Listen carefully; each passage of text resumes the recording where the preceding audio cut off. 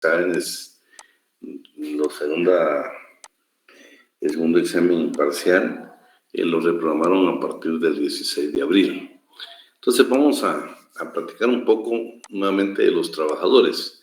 Ya vimos con ustedes pues qué dice el Código de Trabajo en relación al trabajador, al patrono, lo que es la empresa, auxiliares del patrono y la sustitución patronal.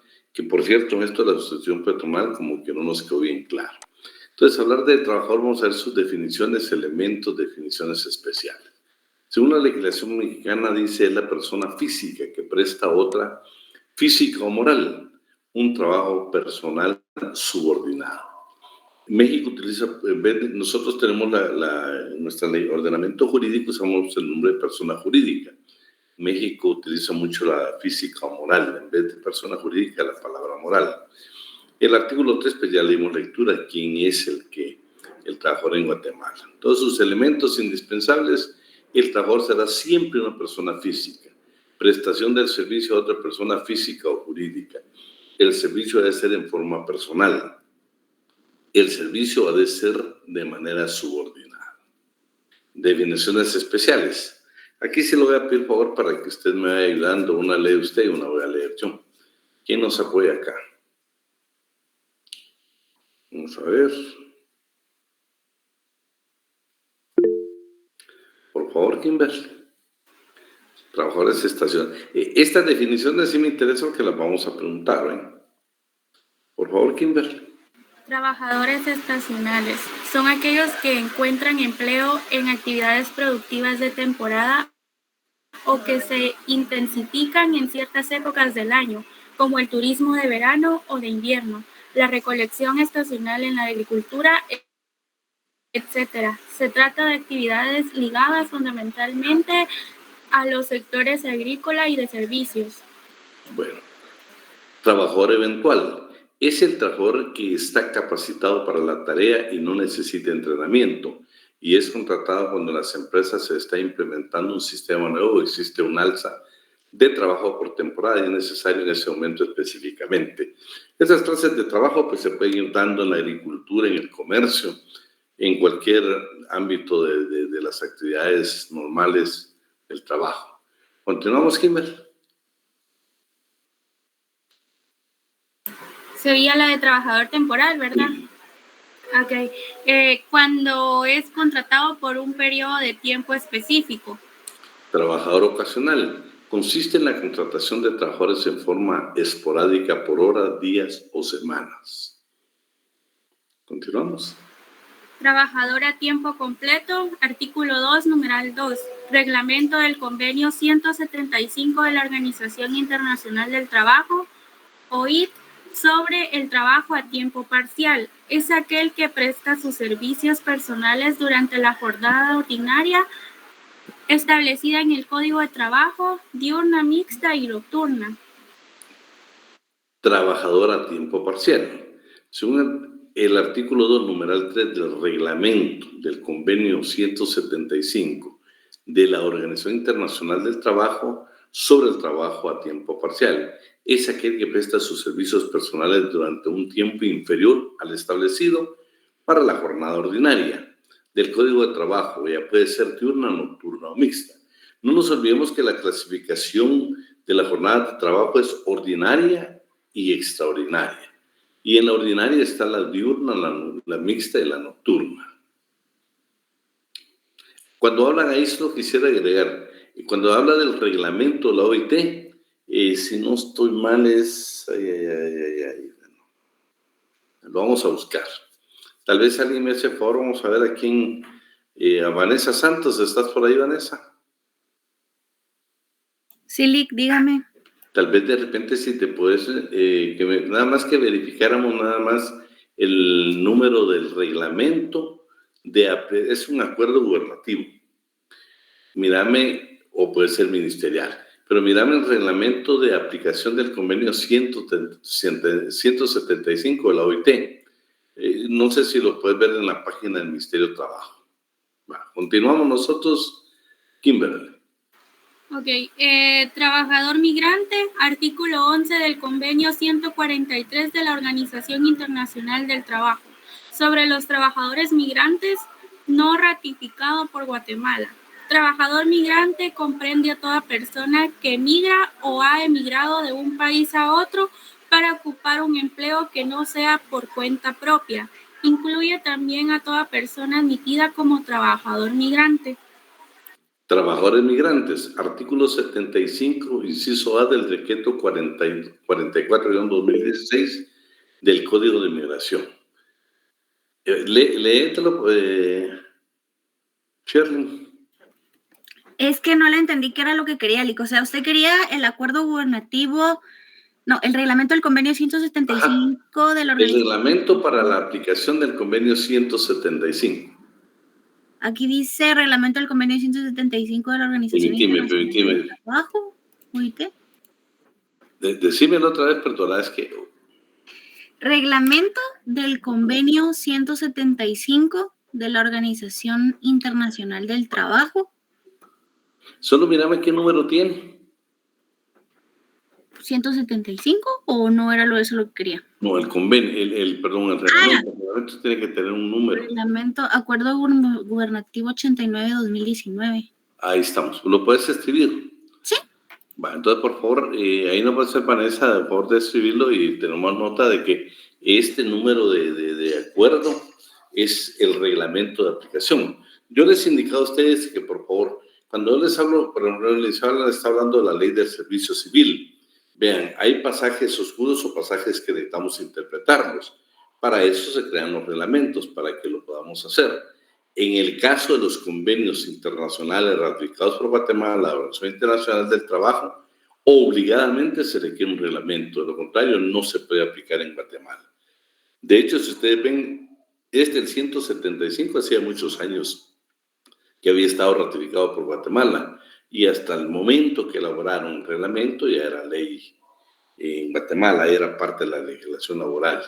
Tal vez nos hace el favor de anotarlo por ahí para que nos quede grabado. Ahí está. Es el Acuerdo Gubernativo 89-2019, que es el reglamento para la protección o aplicación del convenio 175. Bueno, entonces sigamos por trabajadores migrantes. Artículo 75, inciso A del decreto 44-2016, que es el Código de Migración. Las personas extranjeras que han sido autorizadas a permanecer en el país para dedicarse al ejercicio de alguna actividad ilícita, remunerada, bajo dependencia y dirección de un patrono, los trabajadores migrantes podrán solicitar residencia temporal con un plazo de 1 a 5 años. Vean todas estas definiciones que están en diferentes, dentro de un ordenamiento jurídico, en diferentes códigos, en diferentes disposiciones legales. Ya vimos de que inclusive el que leyó anteriormente Kimberly habla de un convenio que no está ratificado por Guatemala, pero está muy interesante la definición que tiene. Continuamos con migratorio, por favor. Trabajador migratorio. Artículo 26, primer párrafo. Decreto 44-2016, Código de Migración. Para efectos de aplicación del presente código se entiende por trabajador migratorio toda persona extranjera que realice actividades remuneradas en el territorio nacional y se clasifica dentro de las siguientes categorías: trabajadores transfronterizos e itinerantes, trabajadores de temporada, trabajador consultor, asesor o técnico especializado y trabajador por cuenta propia. Solo déjame ver, quisiera ver una observación aquí. Fíjense que lo que le dio lectura al 75 es trabajadores migrantes. Este es trabajador migratorio. Veamos ahora, precisamente estos trabajadores migratorios tienen una clasificación, ¿sí? Veamos, por ejemplo, el siguiente. Trabajadores transfronterizos, artículo 26, inciso A, del decreto 44-2016, que es el Código de Migración. El trabajador transfronterizo es aquella persona que reside en territorio de un estado vecino, al que regresa al final de su jornada diaria de trabajo, o por lo menos una vez a la semana. Aquellos trabajadores que nosotros tenemos que viven, que colindan precisamente con los países que nosotros, con México especialmente, que van a trabajar pero regresan, ya sea en forma diaria o bien regresan en forma semanal. A ellos se les llama transfronterizos. Veamos los siguientes. Trabajadores itinerantes. Artículo 26, inciso A, Decreto 44/2016 de Código de Migración. Los trabajadores itinerantes son los que realizan la misma actividad y que transitan entre Guatemala y Belice hasta que el diferendo territorial, insular y marítimo sea resuelto por la Corte Internacional de Justicia. Interesante, imagínense la clasificación que le da, especialmente el problema que se da con Belice, la definición que tiene nuestro código, nuestra disposición legal, precisamente esta clase de trabajadores. Siempre hablando de la misma disposición legal, trabajadores de temporada, personas cuyas actividades dependen de las condiciones de la estación propia del año o por la naturaleza del trabajo solo se realiza durante un tiempo determinado al año. Continuamos.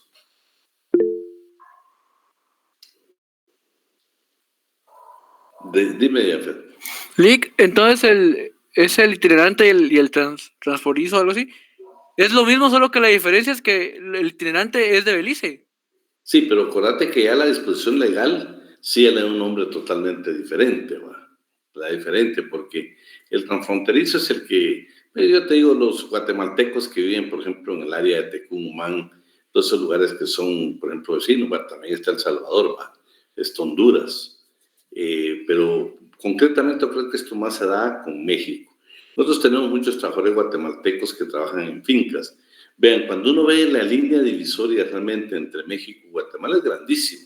Nosotros nos ubicamos en Tecumumán, por ejemplo, en el Carmen, porque son las fronteras donde nosotros normalmente, cuando vamos a Tapachula o vamos a México, son las fronteras que utilizamos.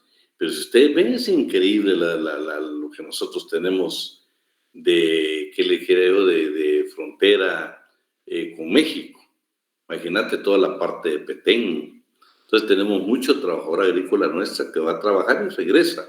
Pues hay lugares en Petén donde posiblemente únicamente tendrás que cruzarte un río para estar en México.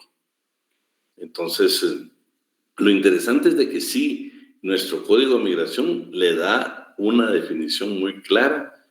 Y en el caso de los itinerantes, acuérdate que eso realmente se refiere a los que realizan actividades y transitan entre Guatemala y Belice. Belice nada más. Si yo te preguntara cuáles son los de Guatemala a Belice, son los itinerantes, ¿va? No podemos poner los transfronterizos porque el código, la disposición les da otro nombre. Continuamos, Kimber. No sé si me toca o te toca, pero vamos, te toca el de temporada. Sería trabajadores de temporada.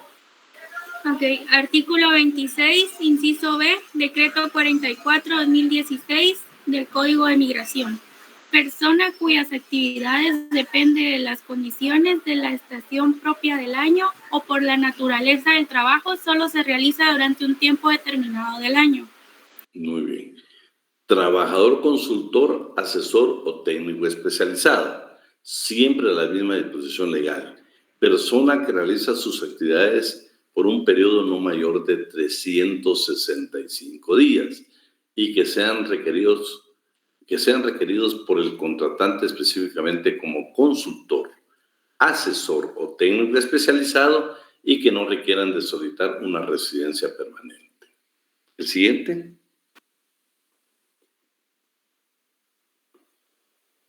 Kimberly. Ay, sí, estaba hablando, pero no tenía mi micrófono, perdón. Trabajador por cuenta propia. Artículo 26, inciso D, Decreto 44/2016, Código de Migración.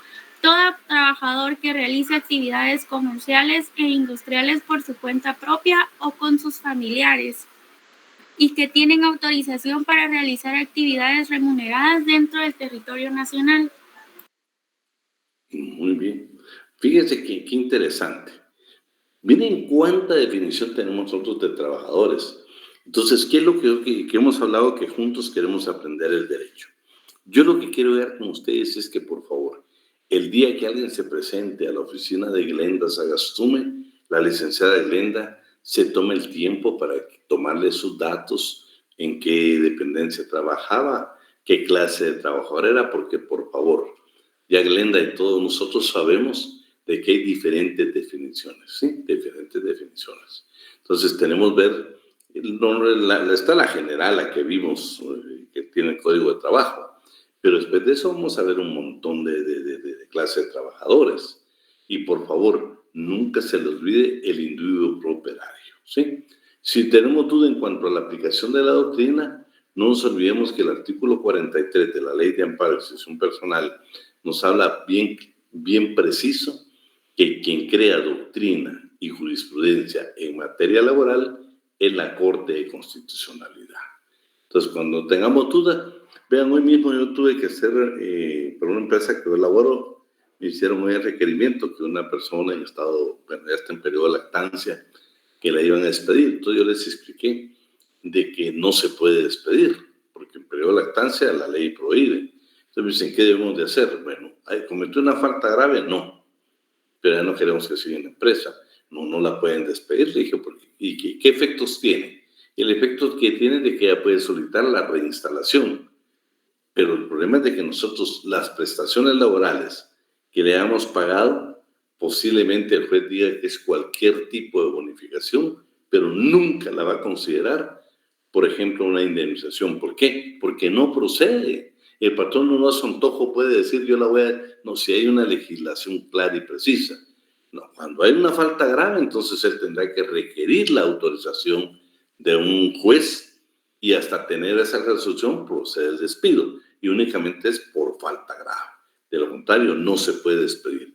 El pagar prestaciones a una persona que tiene derecho a reinstalación y ella nos demanda para que la reinstalemos, toda esa plata que nosotros pagamos en concepto de indemnización y prestaciones laborales tiende a perderse, porque la legislación lo tiene como cualquier pago, menos indemnización y pago de prestaciones, porque no procede. Nosotros llevamos por ahí con el Cebala un caso que precisamente ya tenemos una resolución de primera instancia. Entonces, vamos a ver los siguientes. Aquí sí le voy a pedir favor vamos a ver quién más nos pudiera ayudar. Los que casi nunca colaboran. Vamos a ver. No es que no colaboren, no da tiempo. Vamos a ver aquí vamos a elegir. Está por ahí, vamos a ver. Jessica Samantha.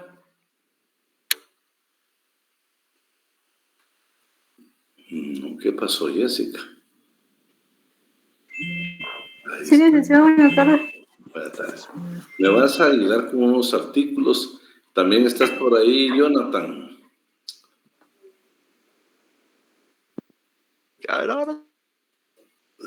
¿Aló? Bueno. ¿Estás por ahí, Johnny Asensio? Sí, licenciado, buenas tardes. ¿Y Jorge Arriaga, estás por ahí? Sí, licenciado, aquí estoy, buenas tardes. Ahí me apoyan ahorita con lo que les voy a pedir, ¿oíste? Y tal vez vamos a pedirle también a Johanna Flores. Yo le digo para que no sea aburrido. Entonces, en el orden que les dije, me gustaría que ¿quién era la primera? Jessica, ¿va? Buscate el 156 nada más. Vamos a encontrar una definición de que es un trabajador a domicilio interesante, ¿eh? Luego le voy a pedir favor a Ioni, que me busque el artículo 138 y 139, que es la definición de un trabajador campesino. Después hablamos con Jorge Arriaga, artículo 161, Johanna 167, y Jorge Díaz, ¿estás por ahí? Sí, Lic. 170, y vamos a pedirle favor a José Arévalo con el 175. ¿Comenzamos? Todos son del Código de Trabajo. Artículo 156. Trabajadores a domicilio son los que elaboran artículos en su hogar o en otro sitio elegido libremente por ellos, sin la vigilancia o la dirección inmediata del patrono o del representante de éste. Fíjense que lo interesante de este trabajo a domicilio, se dieron cuenta, estamos hablando del trabajo subordinado, o sea, de dependencia, donde vamos a tener nosotros una supervisión del patrono. Pero va a ser interesante, vamos a verlo aparte, ¿va? Vean esta clase de trabajo a domicilio. No tenemos la supervisión directa, no tenemos la subordinación directa, porque nosotros los trabajadores vamos a ejecutar. Imaginémonos que Vidal Ortiz elabora calzado y vamos a poner que José Palacios López es el patrono.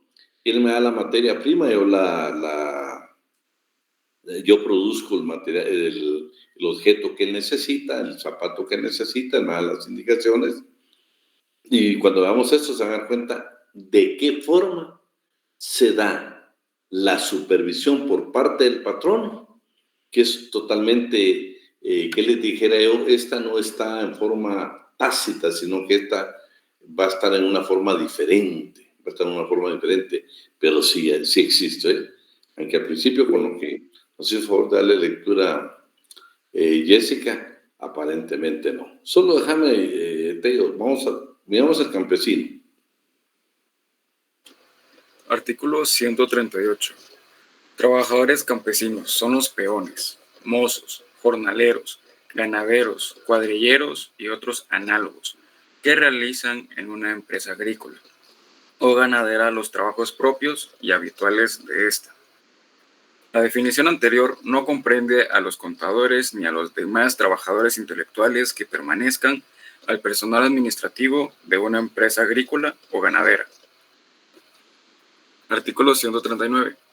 Todo trabajo agrícola o ganadero desempeñado por mujeres o menores de edad con anuencia del patrono da el carácter a aquellas o a estos de trabajadores campesinos, aunque a dicho trabajo se le atribuye la calidad de coadyuvante o complementario de las labores que ejecute el trabajador campesino jefe de familia.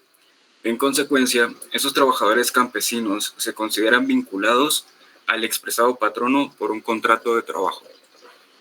Bueno, lo interesante de esta definición es que cuando nosotros hablamos de trabajador campesino, nuestra legislación no es el antojo de nosotros que queramos buscar una definición, no, ahí está claro en el código, que por cierto es una definición que ya se tiene que ampliar.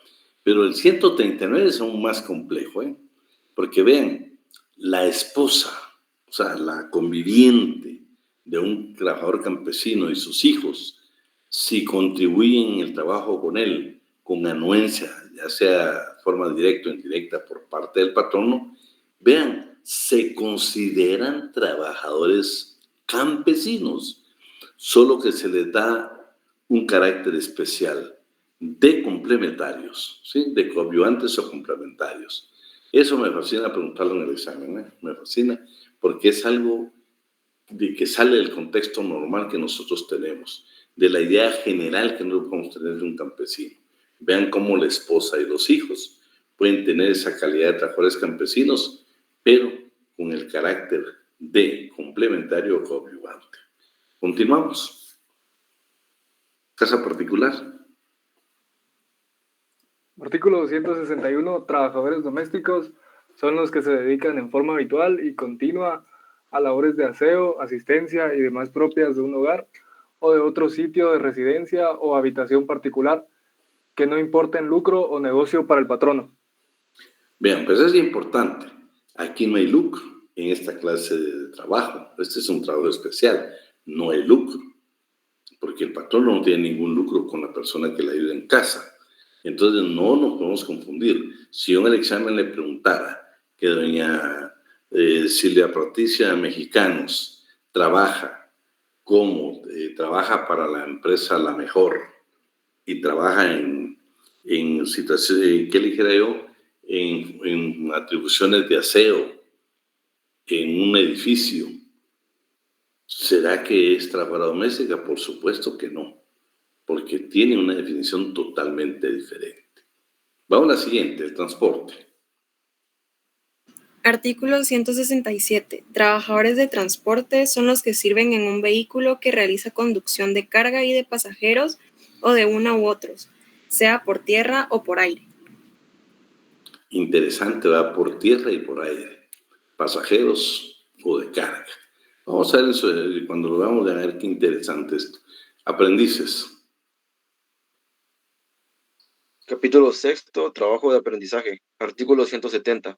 Son aprendices los que se comprometen a trabajar para un patrono a cambio de que éste les enseñe en forma práctica un arte, profesión u oficio, sea directamente o por medio de un tercero.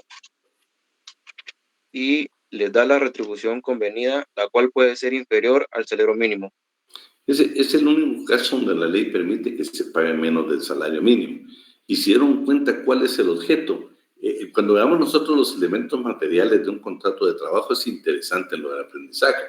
Porque vean, aquí realmente no es la prestación del servicio. ¿Por qué? No sé, aquí la finalidad del aprendiz es aprender un arte, un oficio, una profesión, y el otro tiene la obligación de enseñárselo. Claro, como está en el proceso productivo, le tiene que pagar un salario, y la ley dice que puede ser menos del salario mínimo. Pero cuando vamos los elementos, se van a dar cuenta que el aprendiz nos quedamos un poco, no confundidos, sino que tenemos que tener claro. A partir del 138 son regímenes o regímenes especiales, trabajos especiales, ¿sí? Continuamos con el siguiente. Trabajadores del mar y de las vías navegables, artículo 175. Trabajadores del mar y de las vías navegables son los que presentan servicios propios de la navegación a bordo de una nave, bajo las órdenes del capitán de esta y a cambio de la manutención del salario que hayan convenido. Son servicios propios de la navegación todos los necesarios para la dirección y maniobras y atención del barco, de su carga o de sus pasajeros. Se llama contrato de embarco el contrato de trabajo que realicen dichos trabajadores. Bueno, ya esto ya se los puedo contar, que ya lo leímos, ¿va? Eso de contrato de embarco es interesante. Pero fíjense que cuando veamos este trabajo específicamente del mar y las vías navegables, es interesante qué pasa con los músicos, porque estamos hablando de que puede ser de carga y de pasajeros, imaginaos un crucero. Va a ser interesante. ¿Será que un músico, que un cantante que está en un crucero se le puede considerar trabajador del mar en las vías navegables? ¿Qué opinión les merece?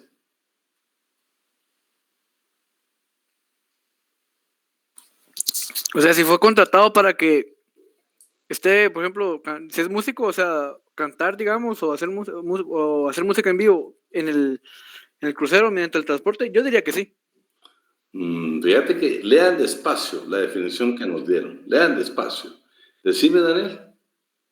Yo diría que no, licenciado, porque no dan un servicio propio de la navegación, sino que dan un servicio de animar, por así decirlo. Sí, pero dime, pues, la clave, Tello, es esto, que tienen que ser trabajos propios de la navegación. Y acuérdate que en un crucero no solo estás hablando de cantante, bartender, ¿qué más ustedes? Posiblemente... Les voy a dejar una que para eso tenemos que buscar un convenio internacional para que se defina. Pero se la voy a dejar ahí nada más para curiosidad, a ver quién tiene la amabilidad estos días de buscarla. El capellán. ¿Es trabajador del mar y vías navegables o es un trabajador normal? Se la dejo como duda hoy. Bueno, vamos a continuar. Regresamos con Kimberly. ¿Estás por ahí todavía, Kimberly? Sí, licenciado. Bueno, Alejandra, ¿querías hablar? Lixi, con una duda era de lo del aprendiz. No sé si entraráis los trabajadores de la MUNI. Lo que pasa es de que yo conozco a alguien donde ella la aceptaron con una beca. Entonces ella trabaja en la MUNI de 6 a 12. Pero no sé si contará como aprendiz porque no gana el sueldo mínimo. No, esa es evasión. No, si te das cuenta, la finalidad del aprendiz, que primero tiene que haber contrato. Eso es obligado, tiene que haber contrato. Fíjate que siempre, Mayra, para poder analizar el caso concreto, no te olvides que la municipalidad tiene su propio reglamento de interior de trabajo y tiene también su propia disposición legal en cuanto a la ley de servicio civil. Me gustaría que analizáramos para darte una respuesta concreta, ver si realmente está contenido en alguna disposición normativa de la municipalidad, porque lo contrario, no. El hecho de que nos paguen el salario mínimo no nos va a definir como aprendiz, no. Por ejemplo, no sé si han dado cuenta ustedes en algunos restaurantes o en algunos lugares dice estoy en proceso de, ¿qué dicen? No es aprendizaje, sino es Capacitación. ¿De? Capacitación. De capacitación. Y de hecho, pues, imagínate si es gente que va a atender mesas, un mesero, entonces uno de comenzar hasta muy condescendiente es de tratar de evitar, pues pueden cometer errores, están en ese proceso. Pero fíjate que aún yo he tenido la oportunidad de hacer un par de contratos, estas empresas no los tienen como trabajadores de aprendizaje, no los tienen trabajadores normales, solo que están en el proceso. La inducción, que no es un proceso de aprendizaje, la inducción, por ejemplo, es el proceso que tenía que haberse hecho, realizado antes de que comenzaran a trabajar. Pero mucha empresa dice, no, mejor que vaya de una vez a aprender al lugar de los hechos, ¿sí? Vean, yo me encontré con cosas como, por ejemplo, en un call center. Yo les hablaba a ustedes que tuve la oportunidad y me llamó la atención y fui. ¿Por qué? Porque estaban exigiendo que, por ejemplo, que Mayra Alejandra, por ejemplo, quería trabajar en el call center, entonces le decían, Mayra Alejandra, tenés que ir a perfeccionar tu inglés y andar a inscribirte a tal academia, pero no te pagan ellos, lo haces con tu propia plata, pues. Vas y yo como llevaba el caso, pues dije, voy a ver, fui a la que yo les comenté a ustedes, que fue esa agencia de aprendizaje en inglés, y de veras, impresionante, cuando usted ve la recepción, ahí atrás están cualquier cantidad de fotos, y dice, nuestros empleados o nuestros egresados trabajan, y están todas las empresas para las que laboran. Pero un momento, eso no debería ser así. Todo el proceso desde que usted comienza ese aprendizaje para trabajar en una empresa, usted debería ser contratado. Debería ser contratado. Lo que pasa es que mucho asesor jurídico no se atreve a aplicar la norma esta, por ejemplo, del trabajo de aprendizaje. No se anima. Y vean lo que dice, aprender un arte, un oficio o bien una profesión. O sea, encajaría muy bien, pero no se animan a elaborar un contrato de trabajo. Entonces lo más fácil es que Mayra Alejandra se vaya, que pague de su dinero todo el proceso de aprendizaje y después ni te contratan y te quedaste con esa plata. Me encontré con otra empresa que precisamente vendía ropa de cama. Y vieran que me asombró usted porque hasta salía, por cierto, en las redes sociales. Indicaba que usted anda buscando trabajo, nosotros le ofrecemos trabajo. Y era para distribuir ropa de cama. Pero me ve el asombro cuando me entero que después de que le dan aparentemente un proceso de inducción que tampoco se lo paga, entonces venían y le decían a José Arévalo, mira José, vas a trabajar pero nos tenés que comprar el producto, solo que nosotros te lo vamos a dar más barato y lo vas a ir a como a revender. Pues ese no es como que José mejor tenga la decisión mercantil de comprarle a cualquier otra empresa y vender. No, eso no. Entonces yo digo, se ha tergiversado mucho, ¿eh? La empresa, pero una de las que yo laboro hoy, por ejemplo, me asombró un poco porque estaba la insistencia de querer despedir a alguien en periodo de lactancia y yo les indiqué que no se podía. No mucho les gustó el consejo, pero yo les dije, no es consejo. Y yo les estoy dando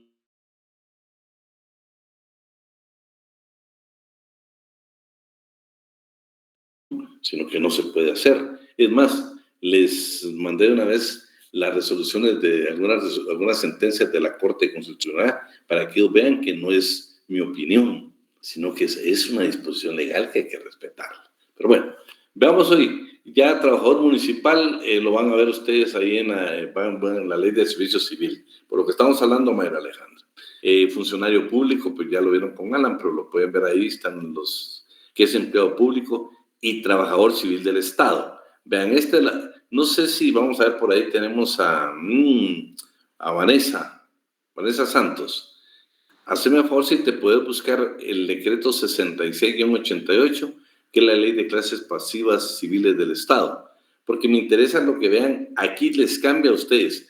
Hemos hablado de servidor público, que se clasifique en funcionario público y empleado público. De hecho, el licenciado Alan hasta estuvo ahí insistiendo en preguntarles a ustedes, ¿pero qué es trabajador civil del Estado?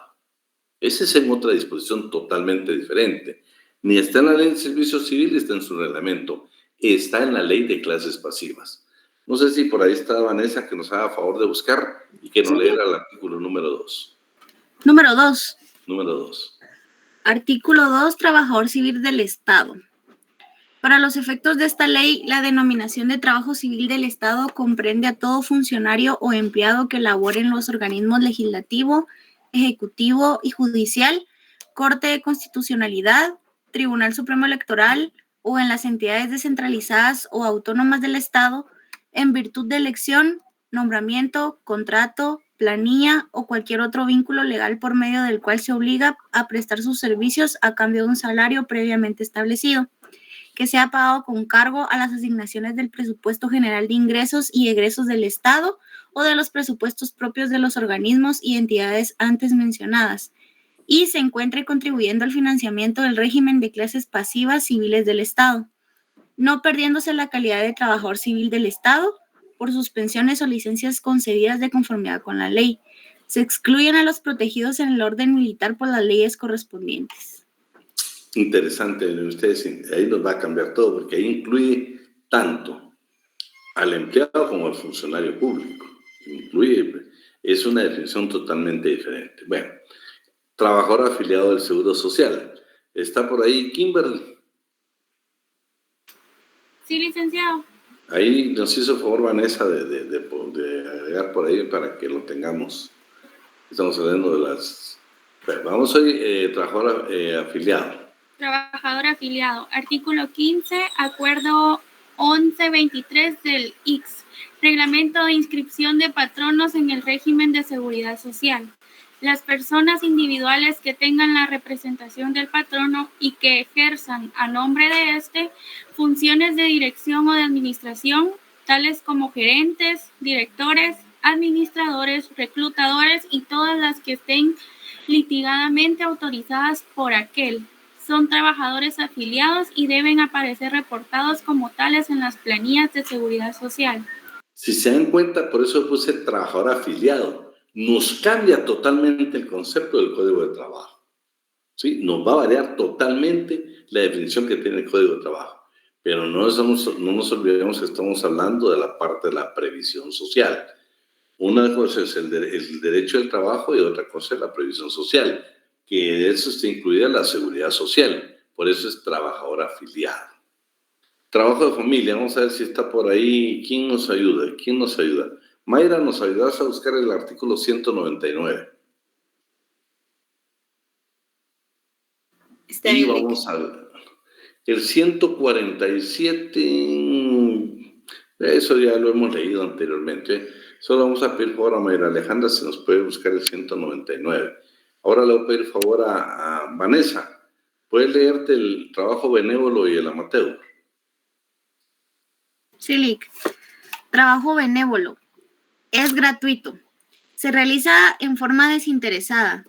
No tiene como finalidad poner fuerza de trabajo a disposición de otro a cambio de una remuneración, sino que por lo general persigue como objetivo el bien común.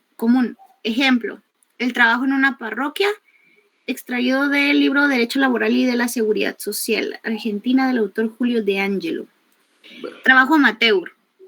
No responde a una finalidad laboral, sino a otras de carácter cultural, recreativo, deportivo, etc. Por ejemplo, integrantes de un coro musical o de un equipo deportivo. Y ahí está donde fue extraído. Ay, pero sí, perdón. No hay pena, pero ¿ya tenés por ahí el artículo, Mayra? ¿Ya? Por favor. Artículo 199. Los trabajadores a domicilio o de familia quedan sometidos a las disposiciones de los dos artículos anteriores, pero las respectivas obligaciones recaen, según el caso, sobre los trabajadores o sobre el jefe de familia. Trabajo de familia es el que se ejecuta por los cónyuges, los que viven como tales a sus ascendientes y descendientes en beneficio común y en lugar donde ellos habiten. Fíjate que si ustedes ven, cuando leímos nosotros el trabajo a domicilio, es totalmente diferente al trabajo de familia. Es más, si se dan cuenta, ya está fuera del régimen especial de trabajos. Interesante, en este 199 nos dio una definición de lo que es trabajo de familia. Vean no lo complejo, vean lo extenso que es el derecho del trabajo. Nosotros normalmente, antes de conocer todo esto, Trabajador para nosotros era el trabajador que trabajaba y le pagaban su salario. Trabajador independiente, el que anda ofreciendo producto y pues él lo hace de manera como una actividad mercantil. Pero vean cuántas definiciones, que cuando a su oficina se presenten, qué interesante verificar todo esto. El trabajo el amateur y el veneno nos podemos confundir, porque cuando habla del trabajo, el equipo deportivo o el coro musical, ustedes saben que hay coros, por ejemplo, yo les puedo, con conocimiento de causa, les puedo yo decir de que en las iglesias, ya sea católico o evangélica, hay músicos que les paga la iglesia. Ese, por favor, deja de ser un trabajo amateur, se convierte en una relación laboral donde se presta un servicio y se obtiene una remuneración. Igual el deportivo. Claro, yo le digo, cuando jugamos nosotros en la colonia, en el barrio y todo eso, es diferente. Sin embargo, aún ahí hay algunos jóvenes que juegan tan bien que muchas veces el dueño del equipo o la persona que tiene a cargo el equipo, muchas veces le da una remuneración. Entonces es interesante que definamos bien la parte extraordinaria. Bueno, entonces, ya estamos, miren, eso estamos hablando, decime, Teo. ¿Que el trabajador amateur sí cobra? No, él no cobra. Entonces, Pero ¿cuál sería nosotros, la diferencia entre amateur y benévolo? es que más que todo, yo te digo, el amateur aquí te lo relacionan, dice va a ser de carácter cultural, recreativo, deportivo. Y el otro dice que va a ser aquella fuerza de trabajo que por esa disposición de otros sin remuneración. Que lo que persigue es un bien común, lo que nosotros hablábamos. Muchas veces en la iglesia, ya sea católica, evangélica o cualquier otra índole, muchas veces hay trabajo que vas a hacer, pero que es un trabajo, imaginémonos alguien en la iglesia católica. ¿Quién me puede decir un cargo que no es remunerado en la iglesia católica? Los buenos católicos. Los ministros. Pero el sacerdote como tal o el pastor como tal, para mí, sí tiene... Claro, no el sacerdote, sino que los ministros, los que dan la hostia. Dan la Eucaristía. Exacto. Sí, fíjate que, por ejemplo, en lo que dice Ángel y Roxana, que ellos son colaboradores que van a predicar, ¿se puede decir? No predicar, sino que ellos ayudan al sacerdote a repartir la Eucaristía al final de la misa, o sea, la hostia. Es lo que ellos hacen. Fíjate que esa es una actividad de un bien común, la comunidad católica, ¿va? Por ejemplo, en la iglesia evangélica, ¿qué ejemplo me pondrían? Serían como los diáconos, licenciados, lo que ellos hablan de los ministros. Y vos los mirás, están sirviendo. Entonces, se dan cuenta, esos son los trabajos benévolos, ¿va? Y ahora el amateur, por lo que nos preguntaba Teo, puede ser de carácter cultural cuando estás en un coro. Pero fíjate qué interesante. Puedes estar en un coro, pero hay muchas personas que participan en, por ejemplo, Guatemala, yo creo que tiene sinfónica, no sé, este año no, fue el año pasado. Se recuerda que despidieron a alguien, despidieron algunas, yo creo que era la instructora de baile pues era algo cultural muy interesante. Pero las instructoras sí tienen salario, pero muchas veces nosotros que queremos ir a aprender, se constituye en un trabajo, pues. Y muchas veces ya cuando estamos aprendiendo nos llevan a algún concierto y nosotros participamos, pero no va para ningún tipo de salario. A eso se refiere más que todo el amateur, que todavía no sos profesional como para que te pague. Patrón, dime, Mayra. Licky, en el trabajo benévolo, ahí podrían entrar los voluntarios, así como ayudar en los asilos y cosas así, porque esos no se pagan. No sé si entraría ahí. Es que fíjate que yo les conté a ustedes una experiencia que yo tuve cuando fui decano. Todavía creo que se sigue practicando. Muchos estudiantes los utilizan, profesores, más que todos se utilizan en el voluntariado y en las clínicas y dicen, vas a hacerme auxiliar.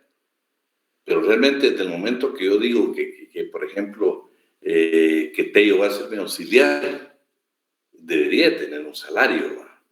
y le tendría que dar un nombramiento. Si yo le doy un nombramiento, pues tendría que hacerlo. Y fíjate que nunca se me olvida porque, por supuesto, yo soy profesor de Derecho Laboral hace muchos años, ¿verdad?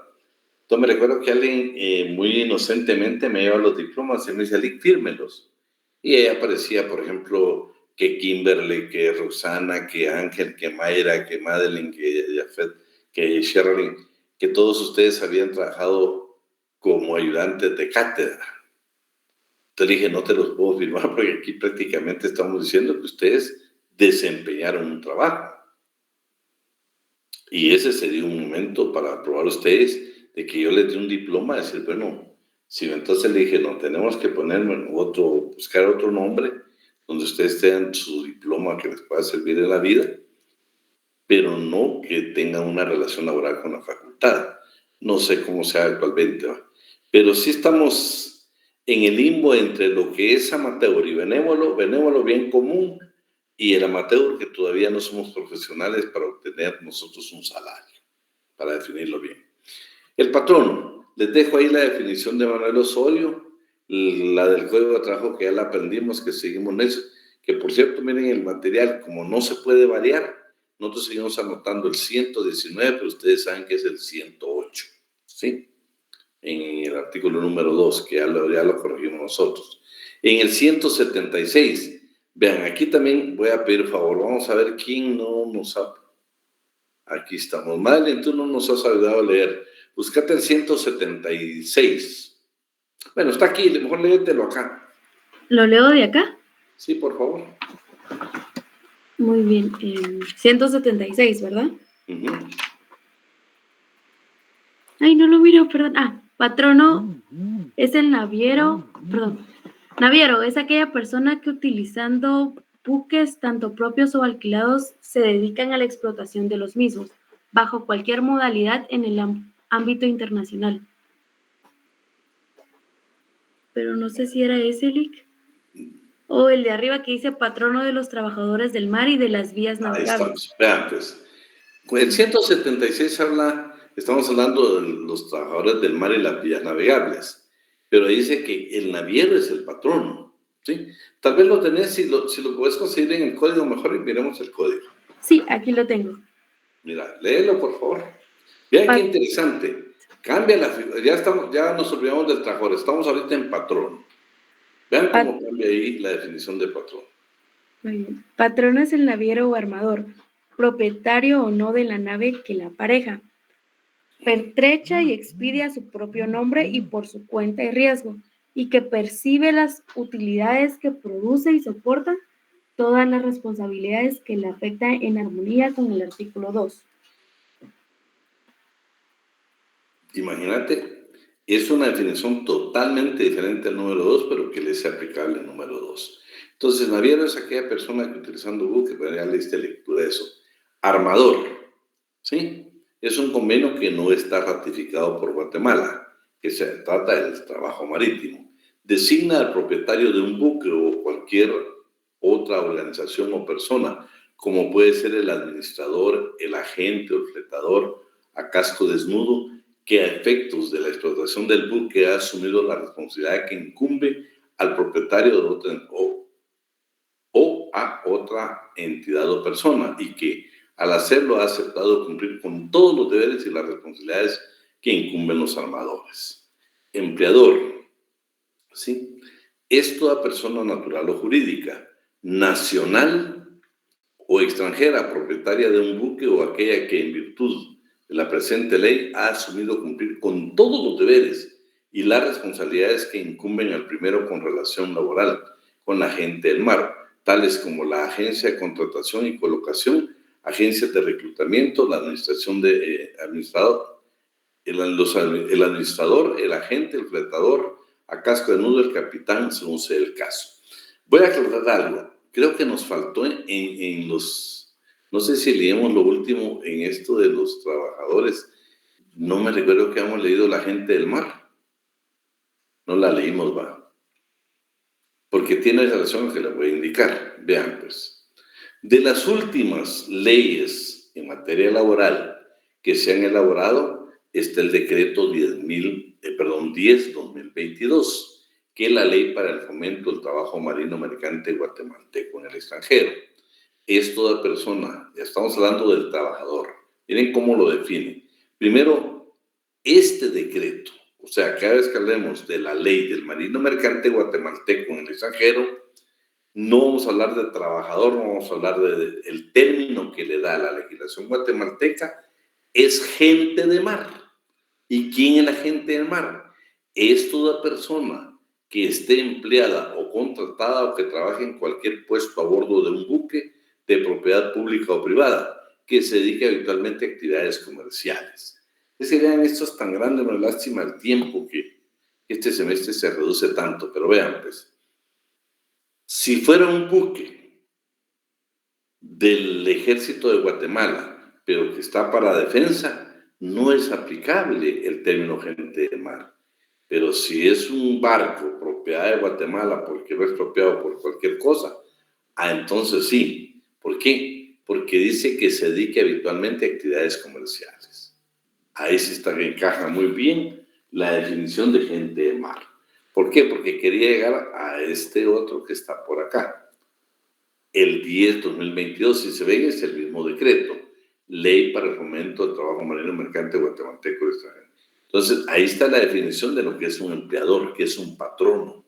Interesante, porque les digo, esta sí nos da una definición que es valedera, que está en una norma precisamente guatemalteca, en una disposición guatemalteca. Decreto 10-2022, que es la ley para el fomento del trabajo marino mercante guatemalteco en el extranjero. Veamos hoy la empresa. Estamos hablando de trabajador, estamos hablando de patrono, hoy hablemos de la empresa. ¿Sí? El artículo 651, primer párrafo del Código de Comercio, dice que empresa mercantil.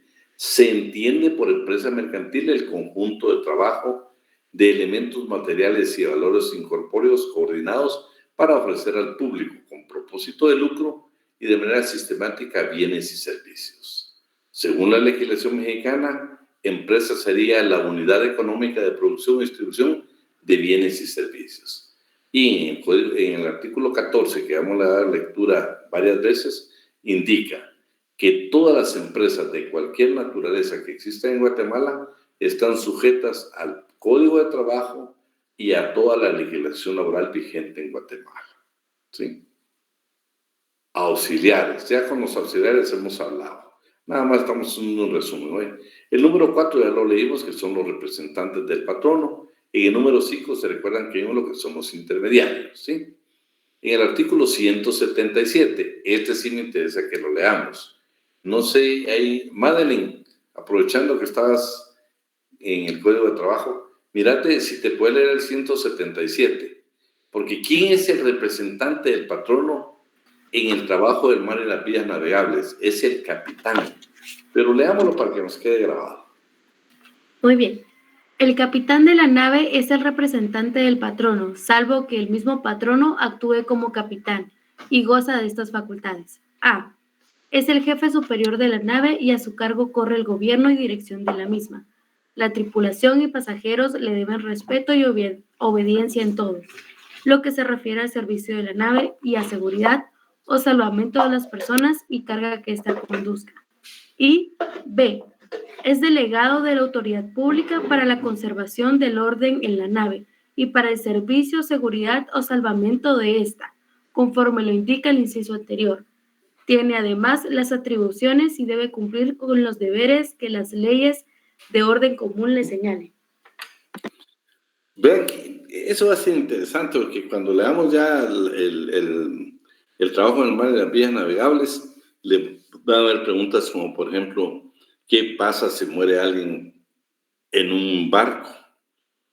¿A quién le corresponde? ¿Qué autoridad tiene el representante legal? Es importantísimo. Ahora pues medio lo estamos analizando porque me interesaba más que todo que como regla general el capitán de la nave, o sea de un barco, hablando del trabajo del mar y las vías navegables, el representante del patrono es el capitán del barco. Luego el 151 pues ya se refiere al representante del patrono del trabajo agrícola. sí, que ya lo habíamos visto. En el 351, que ya vimos los cargos de dirección, cargos de representación y cargos de confianza, que por cierto venía una pregunta de esas en el examen. Intermediario, que ya lo vimos también, cuáles son las diferencias. Fíjense que la sustitución patronal venía pregunta en el examen y como que no nos quedó claro, ¿sí? Aquí podemos definir esto bien claro, ¿sí? Sí, lo vamos a repetir. Imaginémonos de que Tello es el propietario de una empresa y se la va a vender a Ángel, ¿sí? Ya quedamos bien claritos que Tello no le puede vender a los trabajadores. No, Tello le va a vender a Ángel la empresa. Pero ¿qué pasa con los trabajadores? Bueno, Tello tiene que notificar a sus trabajadores que va a vender la empresa y que el nuevo propietario va a ser Ángel. Ellos toman la decisión, tienen que tomar una decisión, tiene que haber la autorización, tiene que haber el aval del trabajador para decir, disculpe, señor Tello, nosotros trabajamos con usted, pero ya con Ángel no queremos trabajar. Lo que procede es que Tello tiene que liquidar a su personal. Pero resulta que dicen, bueno, vamos a continuar. Está bien, vamos a continuar a trabajar con don Ángel. Pero ¿qué pasa con sus contratos? ¿Qué pasa con los 5 años, por ejemplo, que pudieron haber trabajado con Tello?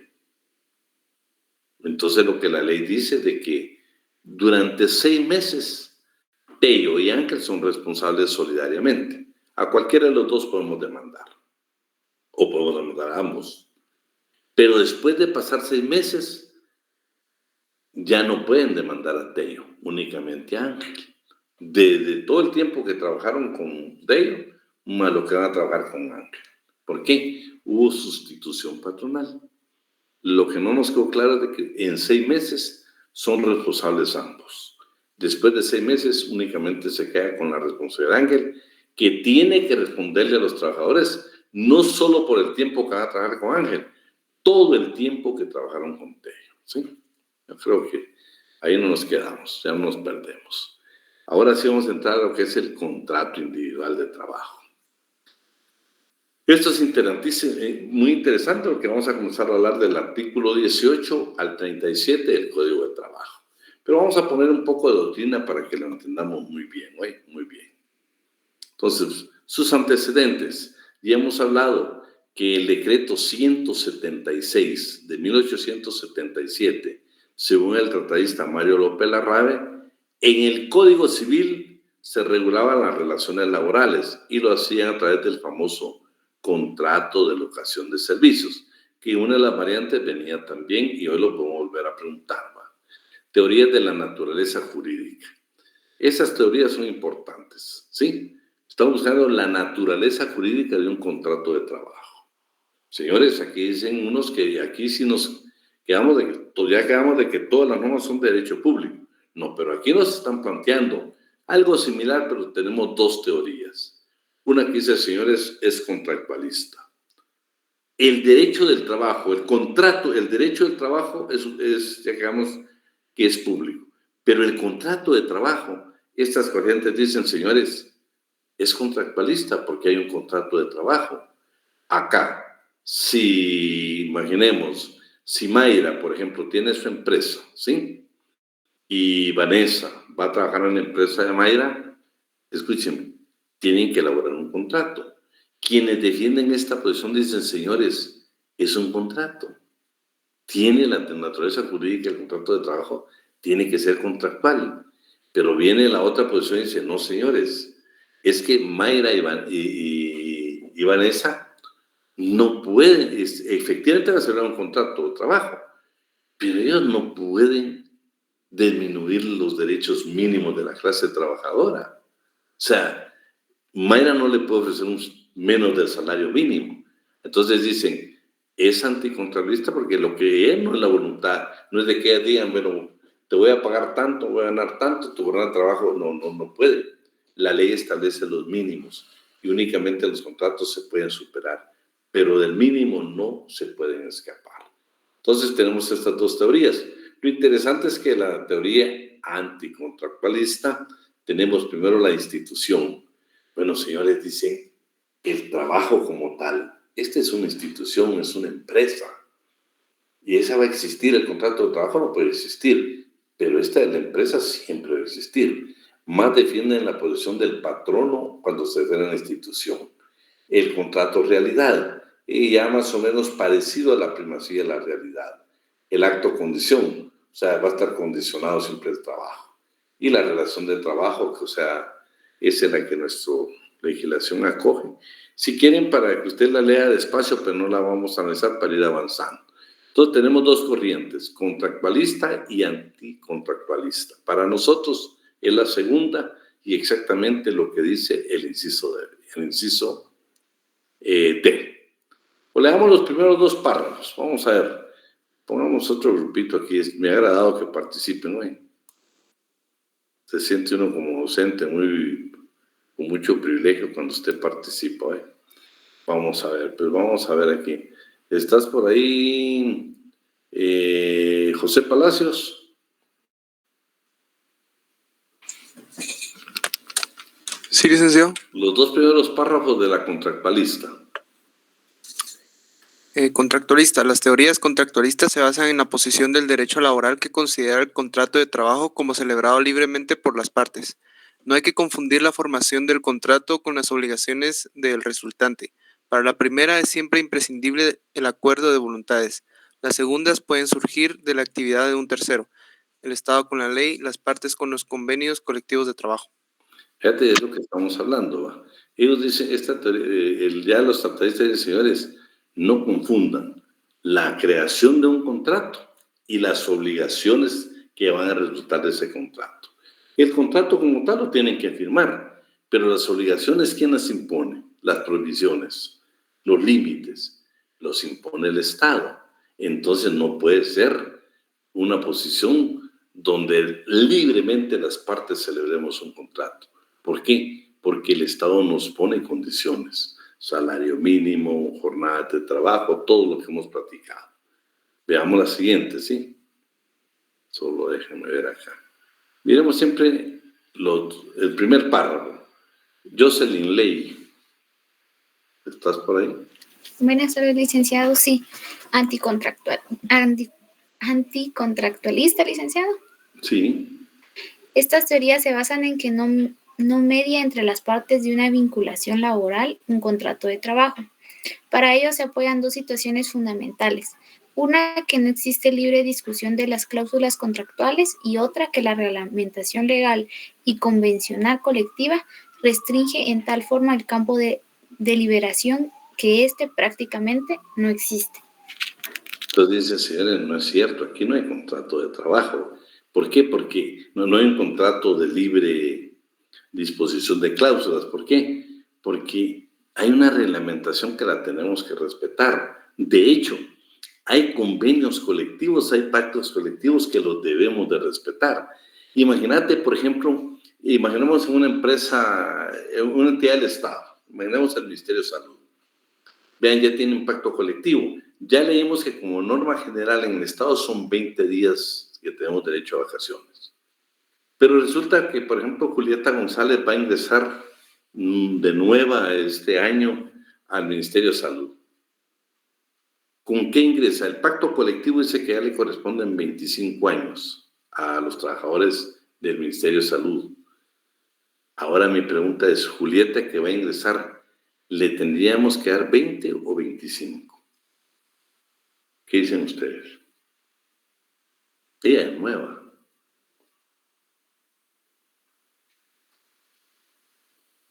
Tello, ¿estás por ahí? Sí, Lick. A ver, me repite, lo de 25 dice en un pacto colectivo. Mira, pues, el pacto colectivo dice que son 25 para los trabajadores. La ley de servicios dice que son 20. Resulta que Julieta González va a ingresar. ¿Cuántos días es su contrato? ¿20 días o 25 días? Pues como el pacto ya se aceptó, yo diría que 25.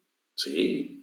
Entonces, si te das cuenta, por eso dice aquí, señores, no se trata, porque yo con Julieta, si yo soy la entidad nominadora, pues apliquemos la ley. Entonces, de todos modos, aunque nosotros con Julieta hemos pactado, no está la voluntad de nosotros. ¿Por qué? Porque hay disposición legal, hay una convención, hay un pacto. Entonces, no podemos nosotros hacerlo a nuestro antojo, ni siquiera con una disposición legal. Nos lo lo tenemos que hacer en base a lo que diga en cualquier disposición de materia legal. Entonces ya esta tiene las teorías, la institución, que cuando ustedes la lean ahí se van a dar cuenta que más defiende a la empresa como tal, ¿sí?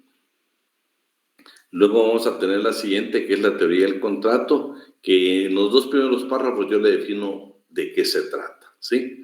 Se reconoce que existe la prestación del trabajo, un acuerdo de voluntades, aún apenas presumido tanto como de una otra parte, porque en caso de un contrato nulo, las consecuencias que se pueden producir escapan del marco contractual. Lo que está indicando acá es de que vean, pues, por ejemplo, Carla Alexandra, ¿sí?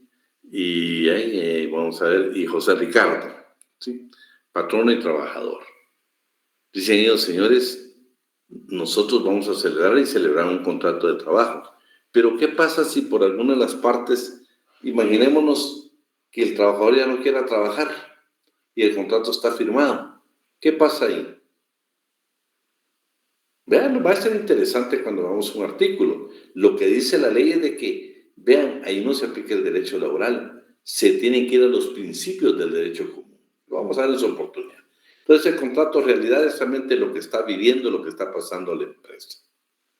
Luego tenemos la otra, que es el acto de condición, que en el primer párrafo creo que está definido. El acto de entrar a formar parte de una empresa, el momento que usted ingresa a ese centro de trabajo, constituye el acto originario, esencial, base de todas las relaciones jurídicas. Desde que usted comenzó a trabajar, ese es el acto de condición. Por eso, señores, aunque no exista contrato, y esta es la teoría de la relación laboral y que lo dice el código, que no es necesario que exista contrato de trabajo.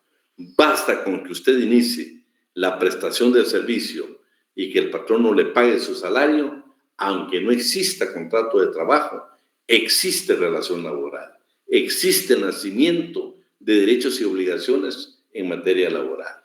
No es necesario el contrato para hacer valer un derecho. Basta con iniciar la relación laboral, ya sea nosotros ejecutando el trabajo y el patrono pagando nuestro salario. Vamos a ver qué pasa en el caso del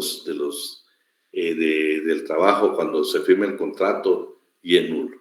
Entonces vamos a partir ahorita, vamos a ver ahorita ya el número 18, ¿sí? Todavía tenemos unos minutos. Vamos a pedirle favor a Jocelyn Álvarez. ¿Estás por ahí? Sí, buenas tardes. Buenas tardes. Julieta González. Sí, licenciado. Y Carla Alexandra. Sí, licenciado. En ese orden. Miremos, si querés, no sé si les tiene más visibilidad viéndolo en su código o lo miramos acá. Yo prefiero el código, licenciado. Por favor. Comenzamos con Jocelyn, después Julieta y después Carla. El 18. Artículo 18. Contrato individual de trabajo, sea cual fuere su denominación, es el vínculo económico jurídico mediante el que una persona, trabajador, queda obligada a prestar a otra, patrono, sus servicios personales o a ejecutarle una obra personalmente bajo la dependencia continuada y dirección inmediata o delegada de esta última, a cambio de una retribución en cualquier clase o forma. En el caso de los gerentes, directores, administradores, superintendentes, jefes generales de empresa, técnicos y demás trabajadores de categoría análoga a las enumeradas, dicha delegación puede incluso recaer en el propio trabajador. La exclusividad para la presentación de los servicios o ejecución de una obra no es característica esencial de los contratos de trabajo, salvo el caso de incompatibilidad entre dos o más relaciones, de dos o más relaciones laborales, y solo puede exigirse cuando así se haya convenido expresamente en el acto de la celebración del contrato. Las circunstancias de que el contrato de trabajo se ajustara en un mismo documento con otro contrato de índole diferente o en concurrencia con otro u otros, no le hace perder su naturaleza y por lo tanto a la respectiva relación le son aplicables las disposiciones de este código. Vean, primero tenemos entonces la definición.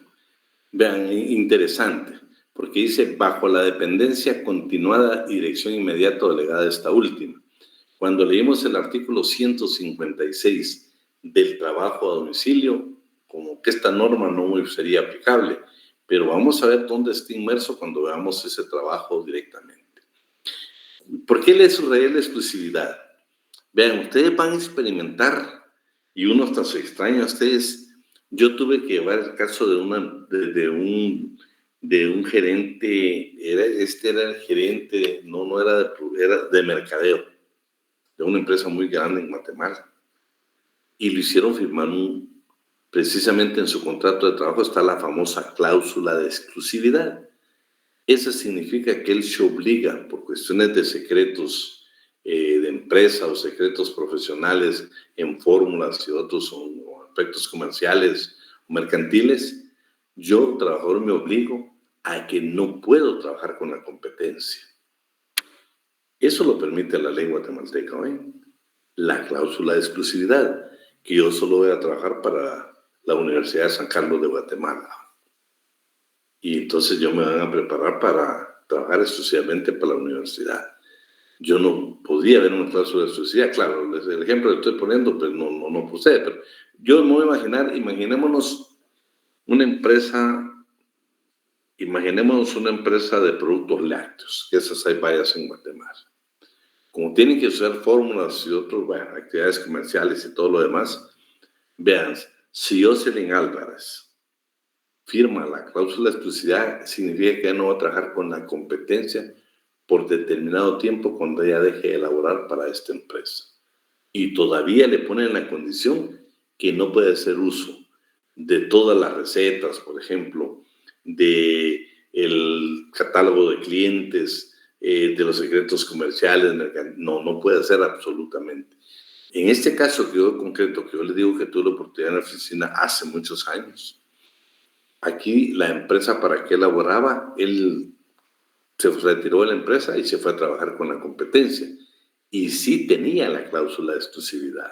Entonces la empresa que él había elaborado anteriormente lo demandó por daños y perjuicios. Increíble, yo les digo, un proceso bien difícil, porque al final como uno quedara condenado a no trabajar. Vimos un artículo al inicio de qué manera se puede limitar el trabajo. Esta cláusula de exclusividad podría ser una donde yo me comprometo a no trabajar con la competencia. Y eso está vigente. Por eso se lo dejé subrayado hoy. Luego, por ejemplo, en el convenio 175 de la OIT, que es el tiempo parcial y que es aplicable en Guatemala, también tenemos una definición. La parte que va a cambiar aquí es la parte final, ¿sí? A cambio de una retribución de cualquier clase de forma, el que puede ser a tiempo completo o parcial, es prácticamente lo que se agregó. El decreto de el decreto que les indicaba, del fomento del trabajo marino mercante guatemalteco en el extranjero, también dice que al contrato de trabajo hay que agregarle lo siguiente. Primero, deberá ser siempre por escrito. Si es aplicable esta ley a los guatemaltecos, que es ley para el fomento del trabajo marino mercante guatemalteco en el extranjero. Adicional a lo que dice el contrato de trabajo, debemos de agregar, primero, siempre debe ser por escrito. Se hará siempre en idioma español. Si se requiere una traducción, se hará a costa del empleador, a costa del patrono. Es interesante. Esta clase de contrato siempre va a ser por escrito y siempre va a ser en idioma español. El capitán del barco, la persona que designe, conservará una copia física o digital a efecto de dar los detalles de la relación laboral a las autoridades que lo requieran, mostrándolo a requerimiento del trabajador o bien para su uso en una emergencia. Además de los requerimientos de todo contrato de trabajo, este tipo de contrato debe incluir el detalle de los costos y procedimientos para repatriar al trabajador, indicación de las personas a contactar en caso de emergencia. Si lo solicita el trabajador, indicación de la persona que podrá recibir un porcentaje de los ingresos mensuales del trabajador, así como los datos que requiera para la transferencia monetaria y la relación existente. Aparte de todo lo que dice el contrato de trabajo, debemos de incluir esto que señala el artículo 8 del decreto 10/2022, que es la ley para el fomento del trabajo marino mercante guatemalteco en el extranjero. Medio les platiqué, lo vamos a ver en su oportunidad, pero no vamos a hacer referencia. Guatemala ahora tiene la bendición de que el organismo internacional que se encarga de velar por esta clase de trabajos permitió que en Guatemala existe acá una academia donde nos certifican como marino mercante, y eso nos permite ingresar a cualquier trabajo en el mundo, por ejemplo en un barco, ya sea de carga o bien de pasajeros. Ese es un gran avance que se tuvo. Saben que los trabajos, si usted ingresa, no sé si todavía lo tendrá por ahí el Ministerio de Trabajo, tenía una parte que hablaba de gente de mar, pero si usted es curioso, ingresa a la página o comienza a verificar, se va a asombrar la cantidad de guatemaltecos que trabajan en barcos. Segundo, la necesidad que tiene esta industria, podemos llamar industria o comercio, no sé cómo, bueno, la necesidad que tiene este sector productivo en el mundo de trabajadores de marinos mercantes. No tienen la idea ustedes la cantidad de trabajos que se ofrecen. Lo valioso para Guatemala es que en Guatemala ya se certifica, o sea, Avidán Ortiz, Jorge Díaz, Jorge Arriaga, podemos nosotros ingresar, capacitarnos y nos da ya nuestra certificación. Y cada vez que hay una oportunidad, nosotros ya podemos precisamente aplicar para esos puestos porque sí se permite. Anteriormente no lo hacían, pero hoy sí yo creo que fue un gran avance que se logró y qué bueno que por eso realmente vino la disposición legal, ¿eh? Por eso fue el decreto 10/2022, precisamente para cubrir un montón de aspectos. Otro elemento esencial que tiene este tipo de trabajo. Fíjense que a nivel de la Organización Internacional del Trabajo está prohibido la agencia de colocación de trabajadores. Aquí en Guatemala es prohibido que alguien, bueno, que vamos a aperturar una sociedad anónima y vamos a ofrecer trabajo. Nosotros construimos las empresas y ahí colocamos a Johanna, colocamos a Jorge. Eso está prohibido en Guatemala, está prohibido por la Organización Internacional del Trabajo. No se permite entre particulares tener una agencia para ofrecer empleos. Eso es prohibido. En el único trabajo que lo permiten es exactamente en el marino mercante. Ahí sí permiten precisamente que puedan haber esta clase de instituciones como la colocación, que normalmente son empresas de carácter internacional, que es las que tienen los contactos para esta clase de trabajos. Entonces, elementos propios característicos, ¿sí? Vamos a encontrar la subordinación o dependencia, la ausencia de riesgo, la estabilidad y la profesionalidad.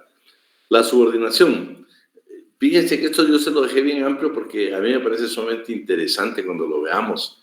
Se van a dar cuenta de algunas cosas interesantísimas, porque fíjense que estamos ahorita en el contrato de trabajo. Vea todo lo que hemos visto del contrato de trabajo, pero ahora vamos a ver los elementos propios o característicos de un contrato de trabajo. Subordinación o dependencia, ausencia de riesgo, estabilidad, la profesionalidad. Veamos hoy la subordinación o dependencia. Vamos a ver su definición, sus características, su dirección y dependencia, trabajo autónomo y trabajo subordinado y las potestades. La potestad es del empleador y los deberes correlativos del trabajador. Su definición, bueno, vamos a dejar para que usted la lea. Tenemos a Guillermo Cabanelas indicando qué es precisamente un contrato de trabajo y vamos a ver también a Pérez Botija, que también habla, perdón, no es contrato de trabajo, estamos hablando ahorita de la subordinación. Entonces, le damos una nada más. ¿Quién nos apoya ahí? Vamos a ver quién faltó que leyera. Yo, licenciada. Julieta, por favor, mírame la definición, estas dos definiciones. Ok. Guillermo Cabanellas define la subordinación como el estado de limitación de la autonomía del trabajador al cual se encuentra sometido en sus prestaciones por razón de su contrato y que proviene de la potestad del empresario para dirigir la actividad de la otra parte, en orden al mayor rendimiento de la producción y al mejor beneficio de la empresa. Pérez Botija, al hablar de condiciones de dependencia y subordinación, señala que la dependencia significa que una persona está sometida a la voluntad de otra, pero no a través de una sumisión psicológica, de una vinculación social, de una obediencia personal ciega, sino que es una supeditación funcional que unifica o coordina actividades diversas. Muy bien. Veamos hoy, ya vemos un elemento, ahorita vemos las definiciones, ahora vamos las características. Vamos a pedir favor a Carla Alejandra. Características. Entre las características de la subordinación encontramos las siguientes. A. El trabajador pone a disposición del patrono su fuerza o energía de trabajo y por esa razón está sujeto a la organización de la empresa. B. El patrono adquiere el derecho de dirigir el trabajo y de dar órdenes, sustituyendo la voluntad del trabajador en las ejecuciones de las tareas que realiza. C. La correlativa obligación del trabajador de acatar órdenes e instrucciones del patrono con la facultad de éste, de establecer tiempo, lugar y métodos empleados en el trabajo. D. La fiscalización del empleador, expresada en la supervisión y control de las formas en que el trabajador desempeña sus labores. E. La subordinación debe surgir de una relación jurídica continua de cierta duración o periodicidad. Es decir, las labores que se realizan no deben de ser accidentales. F. El servicio se presta por cuenta ajena en beneficio de del empresario para los fines económicos de este. Por lo tanto, el trabajador es ajeno a los riesgos y pérdidas de la empresa. Bueno, seguimos hablando de la subordinación, la dirección y la dependencia. ¿Estás por ahí, Carla Batres?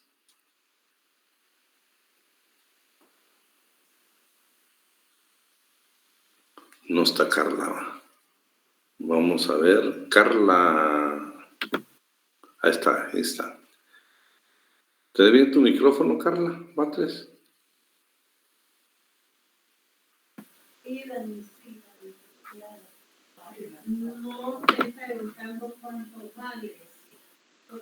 Y buenas tardes, licenciada. ¿Ves lo que está en pantalla, Carla? Sí. Por favor, miremos lo que es la dirección y dependencia. Dirección y dependencia. Se utilizan con frecuencia como sinónimos los términos subordinación, dependencia y dirección, pero el más aceptado en la doctrina por amplio y flexible es el de la subordinación. La subordinación comprende tanto la dirección como la dependencia y es más comprensiva que las otras, porque es el término de mayor número de adeptos en la doctrina. Seguimos hablando de la subordinación hoy. Veamos el trabajo autónomo y el trabajo subordinado, ¿sí? Aquí sí vamos a ver los primeros 3 párrafos. ¿Estás por ahí, Carla Joeli?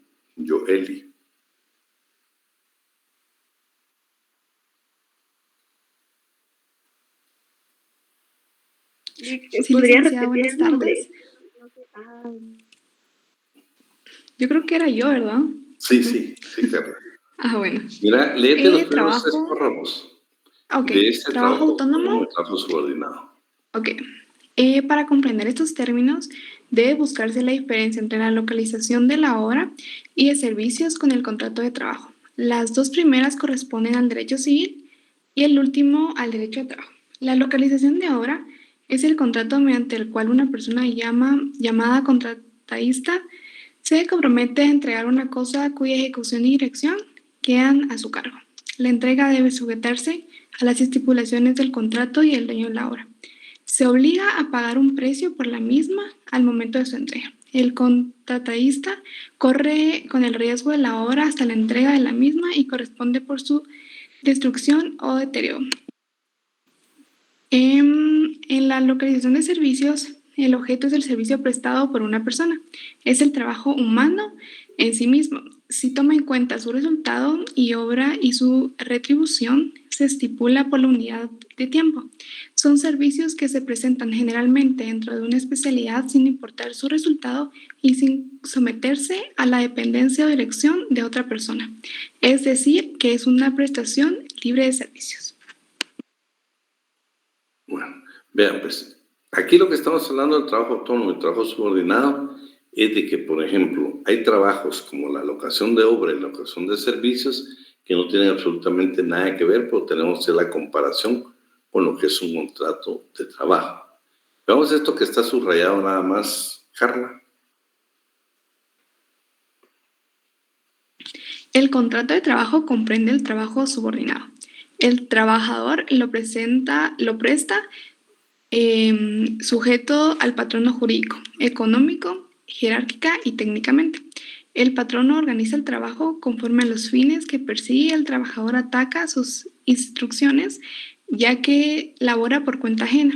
Además, son ajenos a este último los riesgos de la obra o del servicio que se ejecuta. En conclusión, las figuras tradicionales de locación de obra y de la locación de servicios subsisten y constituyen contratos propios del derecho civil, que han originado el contrato de trabajo, que tiene autonomía, aun y cuando mantenga vínculos de aproximación con aquellas formas jurídicas.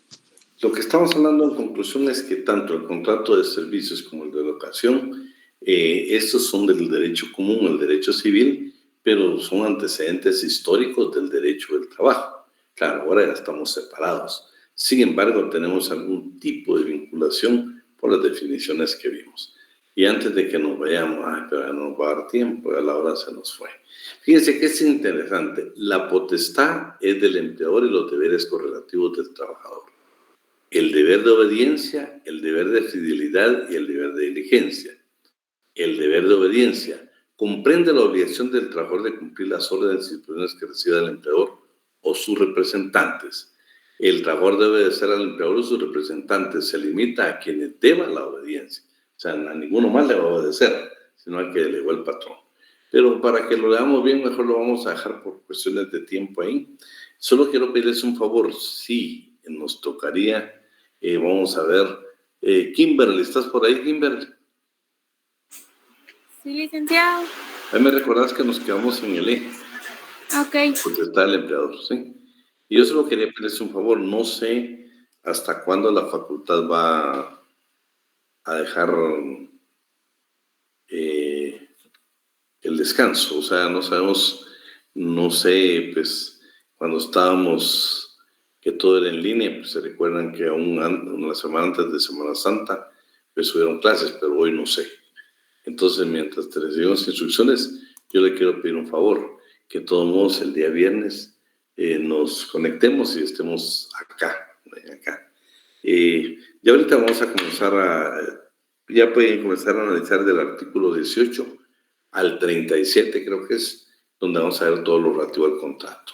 Van a ver ahí algunas características, nos falta ver los elementos materiales, los elementos reales, bueno, todo eso lo vamos a ver en su oportunidad.